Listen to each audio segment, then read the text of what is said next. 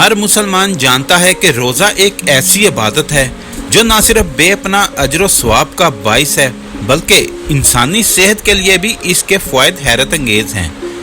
मुसलमानों के रोज़े से मोहब्बत तो उनके अकायद का हिस्सा है, लेकिन जदीद साइंसी तहकीकात ने गैर मुसलमानों को भी रोज़े की अफादियत का गुरीदा कर दिया है। एक अखबार की रिपोर्ट के मुताबिक अमेरिकी साइंसदानों ने एक तहकीक की है जिसमें इंकशाफ हुआ है कि रोज़ा रखना न सिर्फ अमूमी सेहत और कुव्वत मदाफ़त के लिए फ़ायदेमंद है बल्कि हार्ट अटैक, फालज और हत्ता के कैंसर जैसी बीमारियों से भी तहफ़्फ़ुज़ फराहम करता है। साइंसदानों का कहना है कि रोज़ा रखने से हमारे जिस्म को वक्फा और आराम मिलता है, जिसके नतीजे में जिस्म के अंदर DNA की बहाली और बीमारी के खिलाफ मज़ाहमत रखने वाले नए खलियात भी पैदा होते हैं। इस तहकीक में हैरानकुन इंकशाफ हुआ है कि ब्रेस्ट कैंसर जैसी मुहलक बीमारी से सेहतयाब होने वाली जिन खवातीन ने बाकायदगी से तकरीबन 13 घंटे पर मुहीत रोज़े रखे, उनमें इस बीमारी के दोबारा पैदा होने का खदशा तकरीबन 1/3 कम हो गया।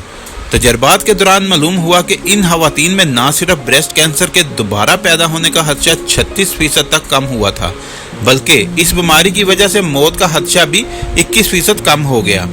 इसके बरअक्स मुख्तसर वक्फों के बाद खाना पीना जारी रखने वाले अफराद में न सिर्फ ब्लड शुगर का लेवल ज़्यादा पाया गया बल्कि उन्हें नींद के मसाइल का भी सामना करना पड़ा। सान डायागो स्कूल ऑफ मेडिसिन की एक साइंसदान कैथरीन ने बताया कि तकरीबन 12 घंटे या इससे कुछ ज़ायद वक़्त के लिए खाना पीना मुअत्तल करने के नतीजे में जिस्म के अंदर मुतअद्दिद ऐसी तब्दीलियाँ वाक़या होती हैं जिनका मजबूरी असर बेहतर कुव्वत मदाफ़त यानी नए और सेहतमंद खलियात और बायोकेमिकल मरकबात के तवाज़न की सूरत में सामने आता है।